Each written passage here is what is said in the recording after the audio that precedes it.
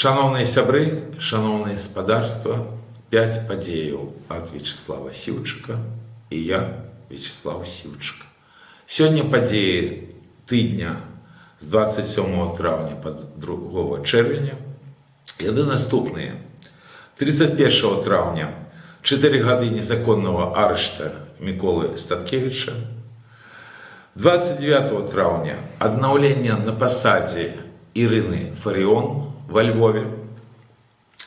2 червня выступ Владимира Зеленского в Сингапуре.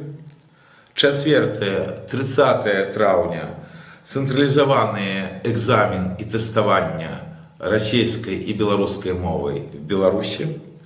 І 27 траўня агучаныя лічбы ад Паўла Лібера па достатково заўважнай кампаніі выбараў в Каасацыйную раду.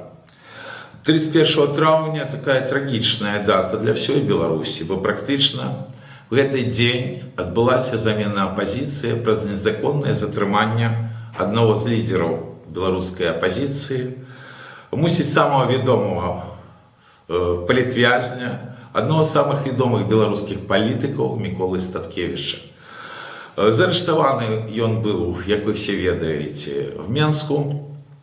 При гэтым я глубоко перакананы, што все думалі, што Мікалай Вікторович выйдзе на волю. Але ж лёс распарадзіўся так, што практычна ён быў нейтралізаваны, бо сам па сабе сцэнар апошняго большого фарса, ён быў цалкам сюррэалістычны. І Статкевіча ўладам і Маскве трэба было ізаляваць в першую чаргу, каб выпеціць новых лідараў, так званых лідараў, которые цалкам задавальнялі Маскву. І таким вот нескладаным шляхам праз затрыманне Мікалая Статкевіча, у яго было 30 кандидатаў пратэста, одним з гэтых людзей был маловедомый региональный блогер Сергей Тихановский, який дастаткова недавно вернулся в Беларусь з Москвы. Але Статкевіча прыбралі, і все забыліся, якім чынам узнік на палітычнай арэне Сергей Тихановский. Тихановский таксама был в турме, таму забыліся і пра тую праграму, якую давала беларуская апазіцыя наконт выбарчага фарсу. Страшная трагедыя, якая пасля адгукнецца в лёсе мільёнаў беларусаў. Так дам толькі, што будзе хутка таксама затрыманы яшчэ адзін лідер беларускай апазіцыі Павел Северинец пасля затрымання Міколы Статкевіча. І вось все лета, пакуль яшчэ лукашэнкаўская банда не перейшла до тотальных репрессий, уже працаваў канцлагер на Кресціна, уже катавалі і лідераў беларускай апазіцыі, і актывістаў беларускай апазіцыі, але ж на вялікі жаль, дзеля того, каб заманіць людзей пад автозакі, пад дубінкі, пра гэта ад мікрафонаў маўчалі. Все гэта ударыла, яшчэ раз скажу, па мільёнах беларусаў. Яшчэ адна вельмі страшная тэма, тое, што в адрозненне ад іншых палітвязняў інфармацыі пра Міколу Статкевіча рэальна няма. Ужо вельмі вялікую час, калі ніхто его не бачыў, таму што Лукашенко реально боится Статкевича персонально. Это заўсёды проявлялася. Это не тыя вот новые лидеры, про которых зараз так много размоў, и которые весь час з'яўляюцца в сродках в СМИ. Падымалі гэтае пытанне неаднойчы, асабліва рэзка гэта зрабіла Наталья Радина. Я хотел бы нагадаць, што нас запатрабавала, каб все-таки показали Міколу Статкевича. Мы ведаем, што калі такія пытанні ўзнікалі па іншых палітвязнях, іх паказвалі, тут рэжым адмаўчаўся. І на вялікі жаль, калі мы кажам пра 2020 год, гэта, акрамя ўсё іншага, здрада персанальна Міколе Статкевічу і іншым лідерам беларускай апазіцыі, таму што практычна, пачынаючы з моманта, як і Мікалай Статкевіч, І Павел Северінець, і інші лідери білоруської опозиції стали відомі білоруському громадству. Вони завжди послідовно виступали в оборону інтересів білоруського народу за законність і супроть лукашенківської банди. На жаль, сценар 2020 года подразумевал зовсім інші вехи. Шукали оправдання в тим ліку будучій банді, хлусили, що немагчыма сфальсифікувати 80%, хлусили, що автозак – це просто машина, запрошали всіх туди, де ніхто ніколи в Білорусі, починаючи з 96-го года, не лічив голоси. Бо виборів в Білорусі нема. На жаль, певна деградація вже на діаспорі протягується, і ось ця дата, я не зауважив, каб вона вельми моцно означена була хоча б акціями на діаспорі, що робилося навіть ще летось, позалетось. Це знову-таки показує, що діаспора все далей відривається від той жахливої речеїсності, яка є в Білорусі. Закінчуючи цей коментар по трагічній події, я все-таки хотів би, щоб насуперек всьому, і, може бути, і всім, Микола Статкевич, і інші лідери білоруської опозиції, і всі політв'язні все-таки вийшли на волю. Тому що хто-хто, а Миколай Статкевич давним-давно вписав своє ім'я в історію Білорусі і давним-давно заслуговує справді іншої ролі, чим бути політв'язним. Правильные слова свобода політв'язням, правильные слова свобода Статкевичу. А лишь не будем забывать, что такой жахливой ситуации по політв'язням, як сьогодні, найновшая белорусская история не ведала. Сподіваємося все-таки на белорусский суд и еще на один момент, на мужность и упартость белорусов. Вот как раз Микола Статкевич – это есть узор белорусской мужности, белорусской последовности. И еще раз повторюсь, вельми хочу, чтобы здарался суд, и он вышел на волю свой до своего по своє. 11 червня, во второк, о 18 године, витрина Дома Всходнего, запрошаю, будет вечер солидарности с Павлом Северинцем, одним з лідерів білоруської опозиції, бо якраз буде так само 4-та годовина з моменту його незаконного затримання. Коли ласка, приходьте, Варшава, Пляц Конституції 6, вітрина Дома Всходнього. А второк, 11 червня, о 18 годині, свой до своего по своє.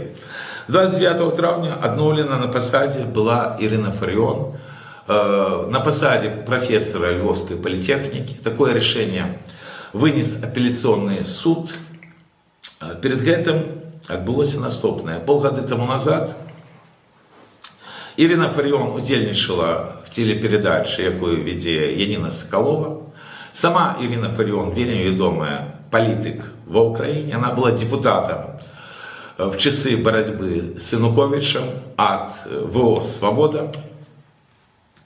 И она послідовно змагається за мову, і вона послідовно змагається за національні коштовності, і вона вельми послідовна як політик. Крім того, вона професор і викладає якраз філологію Львовської політехніки. Інна Соколова практично її спровокувала, там була така довга розмова на предмет, як соотноситься російська мова, так і російсько-українська війна. І Ірина Фаріон, вона, в принципі, достатньо жорстко відказала, бо не треба забувати, що російська мова – це маркер, яким імперська Москва якраз і робить свої межі. І от ця війна, яку ви бачите, і той терор, і репресії, які є в Білорусі, і шмат які інші конфлікти, Придністров'я, наприклад, інші речі, вони якраз обумовлені тим, що є імперська російська мова. І вона опирається на всіх носьбитів. Імперська Москва, вона опирається на всіх носьбитів російської мови. В принципі, це сказала достатньо різко Ірина Фаріон, назвавши тих, хто говорить по-російську, русскими. В принципі, не тільки Ірина Фаріон так каже. в замежжы дастаткова часта такое гучыць. Вось.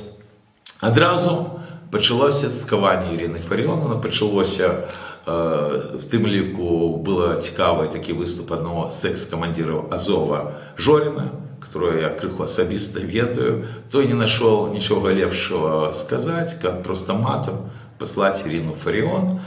Але ж гэта дробязі, вось параўнанне з тым, што адразу незаконна яна была звольнена з пасады профессора. Все протесты в оборону были марными, але ж все-таки после тяжкой такой юридичной борьбы апелляционный суд обновил Ірыну Фарыён на своей посаде, что дает певный шанец для Украины. Чему? Потому что как раз его «Свобода», я хотел бы нагадать, что это единая замежная партия, которая в свой час приймала заяву с осуждением этноцида белорусов, який адбываўся в тым ліку ў Украіне яшчэ в савецкія часы. Я больш такіх аналогаў не ведаю. Так вось, справа ў тым, што калі мы кажам пра такіх палітыкаў, такіх асобаў, як Ірына Фарыён, то вось вайна, якая ўжо больш 10 гадоў як развязана імперскай Расіі ва Ўкраіне, она несе конкретный национальный вызвольный характер в оборону национальных интересов братнего нам народа. Калі мы берем іншых палітыкаў, то мы бачым, што тут уже ўзнікаюць пэўныя глобальныя тэмы, якія звязаныя якраз з імперыялізмамі рознымі і якія, в прынцыпе, перашкаджаюць украінцам атрымаць перамогу, то есть выйсці хаця бы на свае межы 1991 года. Таму я вельмі высока ацэньваю вот этот факт, бо шмат і кепскіх звестак з Украіны, пра которые я крыху пазней скажу. Таму віншую Ірыну Фарыён с аднаўленнем на працы. Это вельмі важна і для беларусаў, таму што не забывайце, сябры, Москва заўсёды кідала вельмі вялікія грошы в расійскую мову. І гэта зараз, баюсь, вядзецца праца і на дыаспоры. Мы ведаем, что вельмі вялікія грошы вкидывались в Украине, вось, пашырэнне руского мира. Беларуси, калі беларусаў давно прымусілі говорить на мове оккупантов, как хоть какие-то копейки заработать, абсолютно мерзотно выглядае русификация беларусаў, саморусификация на диаспоре. И она так само отбывается. И она катастрофично кепская. И я хотел бы все-таки нагадать думку Ірыны Фарыён, что российская мова, и она просто поширает путинский империализм. Это абсолютная правда. Жадают этого люди, ці не жадают. Тому, шановные белорусы, калі ласка, не поширайте ворожие для всей белорусской нации нарративы, калі ласка, спрабуйте все-таки вертаться до своей мовы, бо расійская мова, и она так само забивает. И не трэба, між іншым, великой демагогии на кот ровности мову. Меня судили при Лукашенко за организацию розных акций, напэўна, больше сотни разов. Вы ведаете, суда там нема, як нема і справедливости. Якая там справедливость от пачвары Лукашенки и его халуёў? Але ж я заўжды, як і мои коллеги, давали хадайніцтва. Я беларус, моя родная мова беларуская. Нават у Лукашэнкі пасля антыкансцыпцыйнага перавароту беларуская мова захоўваецца в мовах дзяржаўных. Таму я просил Лукашенковский суд хотя бы так осудить меня на моей мове, не на ихней. Я заўсёды чуў адказ. У нас 2 государственных языка, и мы будем тебя судить по-русски. Яны забивали белорусскую мову сталинскими репрессиями. Вот как раз в Куропатках так само лежит белорусская мова. Яны знішаюць беларускую мову сённяшнімі репрессиями. Тому белорусы, не майте иллюзий. Ідзе гибридная война России супраць белорусского народа дзеля знішэння менавіта нашей нации. Не дапамагайце ворогу. Кожны, кто сутыкнулся с репрессиями, кожны, кто ведае, что такое лукашенковская банда, ён натуральна мусіць сёння выступаць за дзяржаўнасць беларускай мовы і рабіць все, каб беларуская мова была адзінай мовай афіцыйных стасункаў беларускай дыаспоры. Натуральна, на дыаспоре возрастает роля моваў, тых дзяржаўных мовах тых краінаў, дзе жывуць беларусы. Это мова, на якой мусяць беларусы размаўляць з органамі тых дзяржаў. Але ж паміж сабой все больш і больш трэба рабіць высілку, каб вяртацца да свайго. І дзякуй Богу, што в Украіне так, нават падчас вайны все роўна ідзе змаганне за адной з самых галоўных. Гэта адна з самых асноўных каштоўнасцяў мова. Бо не было б беларускай мовы, не было бы нацыі. Нас бы уже даўным-даўно знішчылі. Украину таксама. Не забывайте про это. Бо мы два народа, у которых есть мова. Еще раз віншую Ирину Фаріон с перемогой в суде. Свой да свайго па сваем. Шановные сябры, беларусы Варшавы, запрашаю 9 чэрвеня, як заўжды, штонедзелі адбываюцца традыцыйныя акцыі беларусаў Варшавы а 14 гадзіне каля помніка Каперніка. Прыходзьце, калі ласка, свой да свайго па сваем. Третье. Больш складаная тэма – гэта візіт і выступ Зеленскага в Сінгапурі. Там адбываўся так званы дыалог Шангрі-Ла. Гэта бяспека азіатска-ціхаакіянскага рэгіёна, вельмі важны момант. Чаму туды палетел Зеленскі? Это звязана з трыма рэчамі. Першае, вельмі хутка в Швейцарыі 6 чэрвеня пачнецца канферэнцыя, якая склікана практычна па яго ініцыятыве, дзе будуць разглядацца пытанні будучага міра ва ўкраіне. Тут дастаткова кепскія навіны не только для Зеленского, але ж и для Украины, потому что мало того, что той же КНР не будет принимать гэтым удел, что натурально ставить под пытание эту конференцию одразу. Кепска, что некоторые ведомые краины, которые отыгрывают великую роль в свете, уже сегодня адмовились от удела. Для меня, например, было абсолютно нечакано, что это зробить Саудовская Аравия, бо яна была спочатку США подтягнута в той процесс подтримки України, который починався після широкомасштабного ворвання російських войск в Україну. Але ж я неоднойче казав в своїх выступах, тут на видеоблоге, что Саудовская Аравия, как Об'єднані Арабські Емірати, вошли с 1 студеня в БРИКС. И вот мы бачим першие наступства этого крока. Тому вот першее, то, что подвисает просто конференция в Швейцарии, больше того, не будет там президента Злучених Штатов Байдена. Ну, по великому рахунку, не приезд Байдена, но был вельми фатальный, там будет великая американская делегация, лишь такие пытания, это натурально. В Злучених Штатах Америки питання компетенції президента Злучених Штатів Америки. Чому не приїде? Тому що зайняти передвиборчою боротьбою, натурально, це все гучить вельми несерйозно, особливо улічуючи, що відбувається сьогодні в Україні.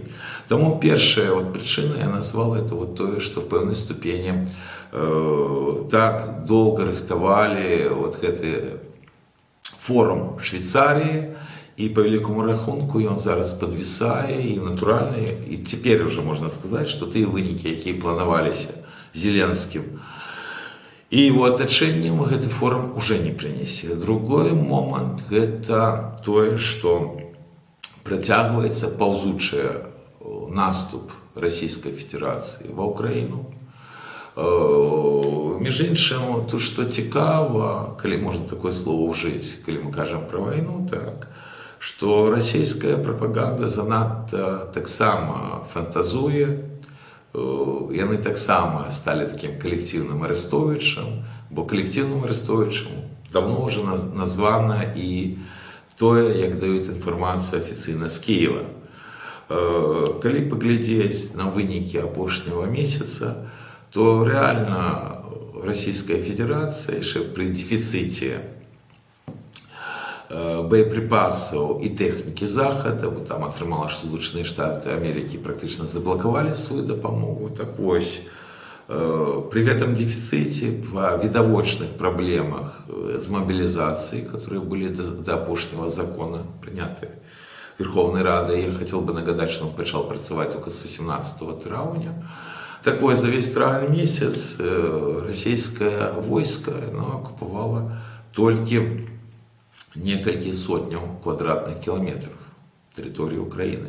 Причем абсолютная большесть – это территория, каля там десятка сел на полночи Харкова, ось, где 10 травня почался российский контрнаступ, який завяз в городе, який в 4 километрах всего от российско-украинской межи, в городе Волчанску, на одном кірунку, а на другим кірунку там так и не дошли до той вёски, которую планировали давным-давно взять.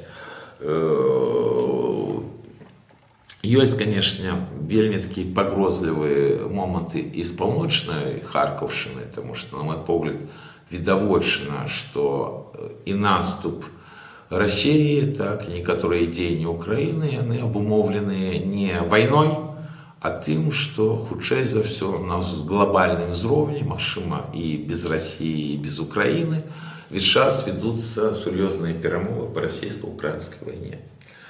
Ну, я, напрыклад, звяртаю увагу всіх, хто меня чуе, на тое, што дастаткова нечаканы был выступ того же пачвары Путина, што на Харков яны не ідуць. Он ніяк не тлумачыўся вайсковымі дзеяннямі. Я все-таки думаю, это отголоски того, что вырашается как раз на глобальном уровне, бо это не первый раз. Мы уже теперь маем доказы об том, что российские войски выводились по певных домовленностях. И думаю, что это не только домовленности, как на первом этапе поміж Россией и Украиной. Так вот, другой все-таки момент, это менавіта тяжкая ситуация на фронте, бо уже працягвае час, калі кто б што не казал, стратэгічнай ініцыятывай валодае Российская Федерация. И третий момент, и он таксама вельмі такі, на мой погляд, цікавы, это палітычная будучыня самого Зеленского. Я хотел бы нагадать, что Россия уже зараз досыць сур'ёзна выкарыстоўвае тое, что не адбываліся прэзідэнцкія выборы ва Украине. Натурально есть такой аргумент внутри Украины, что идет война, и мы не можем проводить выборы. Але ж, коли теперь Москва каже про перемовы, про мир, то она одночасно уже указывает, что нема с кем в Украине вести перемовы. И это достаточно небеспечно, потому что покуль ише в Украине не закончился термин дзеяння парламента Верховной Рады, але ж таксама гэтыя даты на падыходзе, і по великому рахунку Москва гэта будет выкарыстоўваць. Вот таму ён там і выступаў, вось таму ён і спрабаваў падцягнуць краіны так званого глобального поўдня так, на падтрымку Украины. На мой погляд, гэта ему не атрымаецца. Все вот этой заявы о признании Палестины, это есть такая зброя обоюдовострая, при ожидании одним сподобаться можно шмат что згубить. Хотя по великому рахунку там Зеленский ничего нового и не сказал. Это было решение державных институтов Украины, и до Зеленского. А лишь на мой погляд, он огучил не вельмі в час эту тезу, бо это не допоможет по наладживанию стосунков, там, например, с Саудовской Аравией, але шмат кому не сподобається з так званого проізраїльського лобі, якое так само і в світі. Но вот ситуация, которую Зеленский створил в внешней политике, она достаточно абсурдна. Я казал про тяжкую ситуацию во фронте, а лишь не меньше тяжкая ситуация и в тылу Украины. Потому что, например, той же киевский метрополитен, он зараз вымушены робить, каб цягнікі метрополитена ходили по графіку менш шчыльнаму, бо просто ўжо не хапае супрацоўнікаў у метрапалітэне. Па афіцыйных звестках 7% супрацоўнікаў служат ЗСУ. Эта колькасць будет павялічвацца, і таму прымаюць уже такія вот меры нават на стратэгічным аб'екце, бо это транспорт, стратэгічны аб'ект, страшныя лічбы па эканоміке. Будут поднимать податки, будут поднимать акцизы, потому что уже зараз не хапае десятки миллиардов долларов бюджету Украины, и далее гэтыя лічбы будут нарастать. Вельмі складана не толькі з мобілізацыяй. Тут, по великому рахунку, расійскія ПСО практычна перамаглі украінскія СМИ, нягледзячы на монополію улады на інфармацыю, але ж вы практычна паўсюль можете бачыць кадры, як людзі адбіваюцца для того, каб не трапіць в военкомат, который по-другому называется, и не трапіць на фронт. В конце траўня я трапіў на такую лічбу, што толькі за травень месяц, які тады не закончился, уже 10 человек потонуло в речке Тиса. Это памежная рэчка паміж Украиной и Венгрией, и там достатково массово так званые ухилянты спрабуюць уратавацца от войска. Вельмі это таксама цяжкая ситуация, потому что ЗСУ это одиное европейское войско, которое здольно змагаться с москалями. Это, в принципе, вот одиное, что народжено было вот этой страшной войной. Натурально уже знішчана самая лепшая в свете легкая пехота, знішчаны практычна был Майдан, але подцягнули зброю розную, дастаткова шмат людей поставили отмобилизовали, и сёння такой вот силы, якая могла бы супрацьстаяць расійскаму войску, як ЗСУ, просто нема. Вельмі не хотелося, каб просто адбывалася перамалыванне гэтага каштоўнага для всей Европы, так, яшчэ живого организма. Бо я неаднойчы казаў, што на вялікі жаль лічбы недаступныя сёння, яны занадта заніжаныя в параўнанні з тымі ахвярамі, которые панёс братні нам народ змагання з расійскай імперіяй. Таму не ведаю, якім чынам будзе выйсце, бо толькі пасля 6 чэрвеня можна будзе рабіць уже кароткатэрміновы прагноз, ці ідзе сітуацыя в Украіне да перемирия, а Россия хоча гэтага для того, каб легалізаваць тыя тэрыторыі, которые она захапіла, і практычна зноў-такі абясшкодзіць ЗСУ, альбо да той вот крывавай і великай бойні, якая натуральна хутчэй за ўсё і разгарыцца гэтым летом. Свой да свайго па свае. Беларусы, шмат у кого есть проблемы по легализации в Польше. Коли ласка, Антось Койпиш, телефон +48 782 044 699, які може дапамагчы па всех пытаннях, звязаных з легалізацыяй, які мае дастаткова добры досвед, бо давно гэтым займаецца. Таму звяртайцеся, яшчэ раз телефон +48 782 044 699. Антось Койпиш.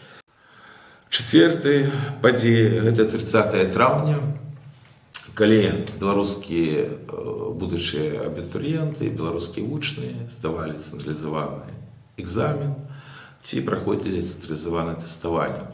Я думаю, вы ведаеце, што пятая частка былых вучняў, сённяшніх вучняў выбрала беларускую мову, всего 20%, 80% расійскую. При цэнтралізаваным тэставанні лічбы яшчэ горшыя наконт нашай роднай беларускай мовы. Это паказчык просто той жахлівай палітыкі, якую праводзіць тады пачвара Лукашенко уже 30 гадоў.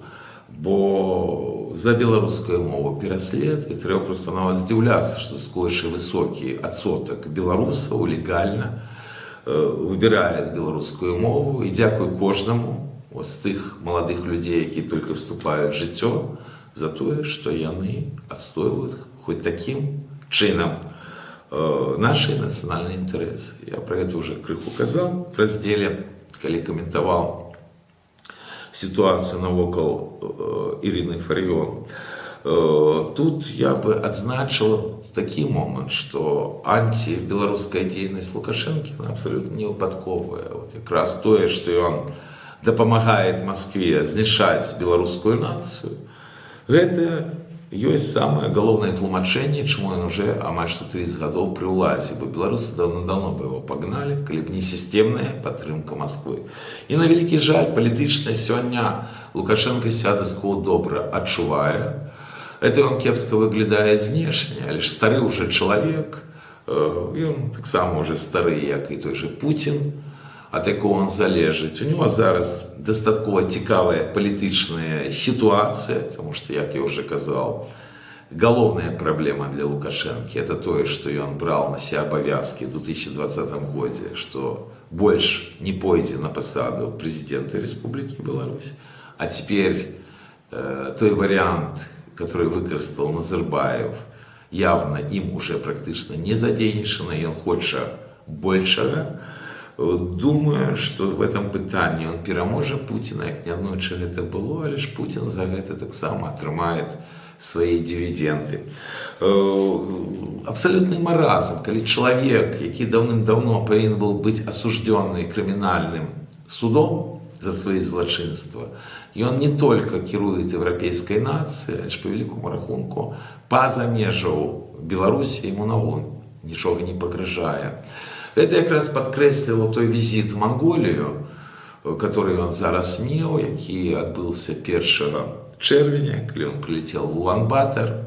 Я хотел бы нагадать, что былы президент Монголии, Монголия дастаткова демократичная краіна, правда, зажатая Россией и Китаем и не мает доступа до іншых краінаў ці до мора. Так вось, в принципе, по міжнародному праву мусили арыштоўваць Лукашенко. До этого закликал былы президент Монголии, але что просто декларации, которых вельмі шмат.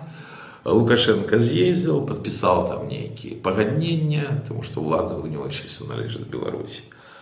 И для беларусаў трэба разумець простыя ісціны. Каштоўнасць мовы гэта зразумела, але ж мову можно будет адрадзіць толькі в вольнай Беларусі, калі не будзе пачвары Лукашэнкі. І беларусам трэба разумець, што няма асаблівай розніцы в расійскай імперскай палітыкі і самім Лукашенко. Это одна лукашэнкаўска-пуцінская банда. І кожная хвіліна знаходжання гэтай банды пры ўладзе в Беларусі не толькі павялічваюць верагоднасць Трэцяй сусветнай вайны, але ж несе абсалютна грамаднейшую шкоду беларускай нацыі. Нельга думаць, што могуць быць траваядныя тыгры. Кожны чалавек, жадае он гэта ці не жадае, калі ён спрабуе адбеліць Лукашэнку, неяк дапамагчы этому антибеларускаму режиму, ён просто дапамагает в тым ліку проводить той террор и репрессии, который уже 4 гады проводит эта банда на нашей земле бесперапынна. И вот якраз вынікі С и ЦТ, про которые кажуць, сведчаць, что все-таки беларусаў и Беларусь этой банде знішчыць не удастся. Так, сёння меншасць, але ж прыйдзе час, калі наша мова павернецца на тое месца, дзе она павінна быць, як это прынята ў іншых народаў Европы. Так і будзе. Свой да свайго па свае. Шановныя сябры, вельмі прасіл бы дапамагчы і падтрымаць YouTube канал Вячеслава Сіўчыка. Запрашаю до супрацоўніцтва. Прошу оказывать и финансовую допомогу, такая магчымасць ёсць па спасылцы. Але ж буду удзячны и за поширение информации о том, что YouTube канал такие есть, и за коментари, і за поради. Бо нам це все треба робити разом. Свой до свайго по своєму. Ну і апошняя падзея, яна нават могла бы мець нейкі камічны характар, калі б гэты час не адбывалася страшная катастрофа в Беларусі.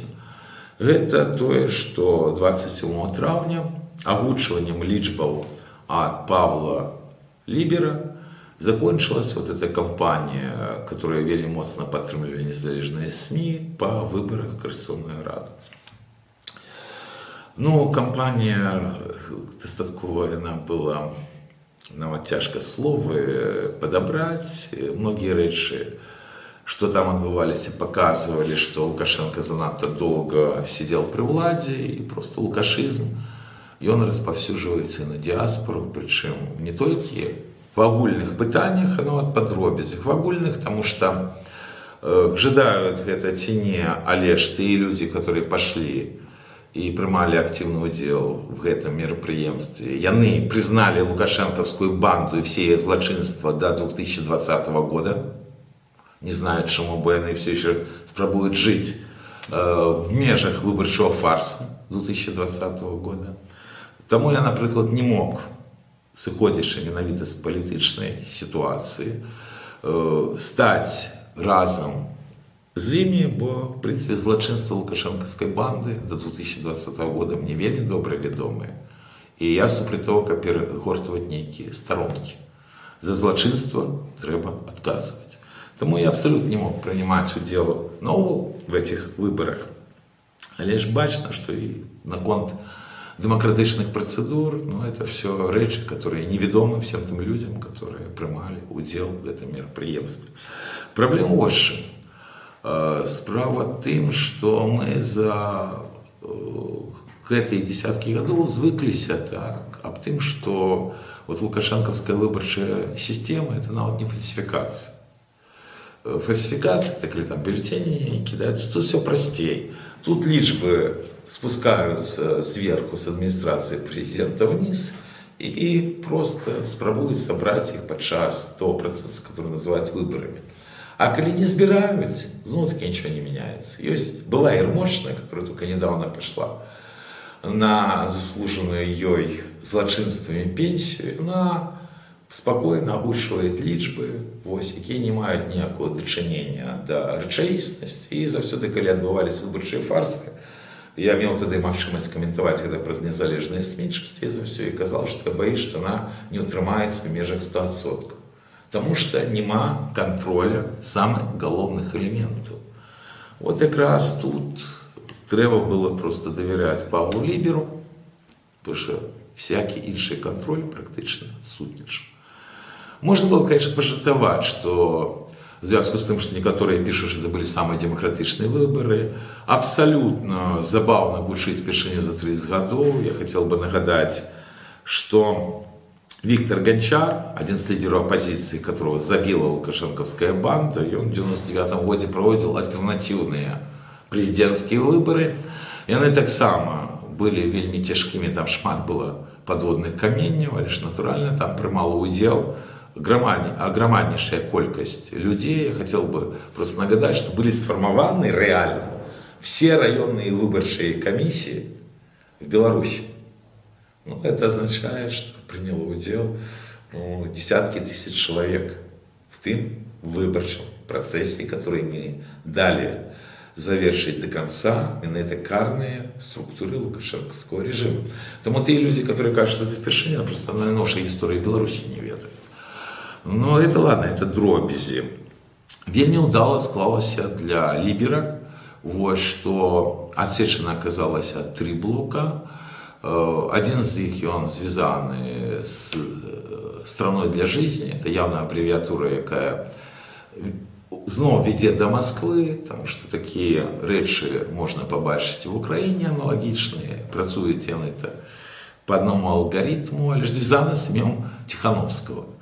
Вот, отсеченный был блок, который связан с БХД и с Народной громадой. Політичні партії, в відрізні від їх абсолютно не прымалі ўдзел в гэтым мерапрыемстве, што таксама вельмі важны аспект палітычны, бо вы ведаеце, што лукашэнкаўскі рэжым ён знішчае зараз апазіцыйныя палітычныя партыі. По великому рахунку, вот гэтыя выборы в Конституционную Раду таксама гэтаму дапамагаюць. Вот, а оказались отсеченные. И третий блок, который не прошел, это как раз диаспоры. Ну, мусить для того, как подкреслить, что орган, который стварается, это не диаспорный орган, а некий такой серьезный, бо надувает на ровном месте летний политичный орган. Вот так вот удало все атрымалось. Что не удало атрымалось? Не удало атрымалось, что сусветный досвед сведчыць без контроля выборы не існуюць. И я вертаю до того пытання, которое задавал в минулой передаче «5 подей». Я запытывался про бюджет, я не просил и незалежные СМИ, и всех людей, которые цікавились этим процессом, сказать на мое простое пытание. Який бюджет был гэтага мерапрыемства? Потому что, когда мы кажем про демократичные выборы, то, когда нема празрыстасці по грошах, то это зусім не демократичные выборы. Больше того, мы ведаем генезис многих людей, которые сегодня начали говорить от имян белорусского народа. Под гэтым были московские схемы и московские гроши. Тому я в открытую запытывал, ці в гэтым мерапрыемстве удзельнічаюць московские гроши, и якую роль яны адыгрываюць. Я не пачуў ніякого адказу, все промолчали. Чамусьці в прессе ідзе таксама такая нехитрая махинация, все вынікі гэтые просто называют быццам бы, ну вот все, вот яно, просто нагадывает Лукашенко 80%, тут все як, не знаю хто, пачалі казаць 6700, 6700, 6700 судом. Але ж, просил бы хотя бы моих глядачоў, раз нема такого розгласа, откуль гроши. Давайте, может, вы сами пачнете в этом кірунку думать, хотя бы подумайте, а який бюджет был затрачены Павлом Ліберам вось на гэтае мерапрыемства. Вельмі просил бы людей, кто все-таки может такие лишь бы назвать, так, проявиться хотя бы в комментариях у меня на сторонце, бо не жартики это все. Вот якраз гэтае мерапрыемства мне жорстка показало, что ніякіх выборов в Беларуси в ближайшей перспективе быть просто не может. И люди, которые себя называют демократами, яны згодны, каб была демократия, а лишь только под их контролем и под их кіраўніцтвам. Еще раз повторюся, на мой погляд, просто лукашизм почал все больше и больше проявлять себя на диаспоре. Такие вот вынікі у меня атрымаліся па агучаных лічбах Павла Лібера. Вось не ведаю, чаму массово ідзе реклама гэтага мерапрыемства. Меня что радует, то что абсолютная большинство людей, которые змагались с режимом Лукашенко, я специально опытывал людей, и для меня вельмі добрый знак, что те, кто змагался с бандой Лукашенко, не ходили на гэтые выборы, которые организовал Лібер. По-розному была аргументация, але ж тым ліку і знакавыя асобы, что вельмі добра. Это означает, что тая одна з галоўных мэтаў наша, каб беларускі народ выбирал уладу, все-таки маць право на жыццё и на реализацию. Насуперак всем вот этим вывертам. Ну, конечно, можно пожартовать. Вы же ведаете, что выборы отбываются в шмат таких краинах, так, и отбываются по-разному. В некоторых мы можем лічыць, что это пародия на выборы, как в России, например, вот, ці в іншых краинах. И коли Павел Лібер так здольный был створить такую систему уникальную демократичных выборов, то непозбежно он станет самым заможным человеком света. Бо выборы — это триллионы долларов. И натурально простей сэкономить, взять вот эту платформу. Тому, может быть, такий вариант будет, а и что с тебя вельми сумнеюся. Шкоду нанеслі гэтыя выбары, нанеслі. Нанеслі таму, што немагчыма рабіць некаторыя рэчы. Выборы есть выбор. Выборы – это не только некие говорящие головы и некие списки, которые называют политическими субъектами. Выборы, в первую очередь, это зразумелые демократичные процедуры, которые давным-давно были в свете, и на великий жаль сегодня начинают порушаться так само в том же свете. И не треба забываться, что мы уже маем варианты лічбавого тоталітаризма. В першу чергу мы повинны казать про КНР, где лічбавыя технологии вельмі моцна развитые. И это как раз подкресливает, что найновшие технологии, они ничего не меняют на самом деле. Их можно выкористовывать по-розному.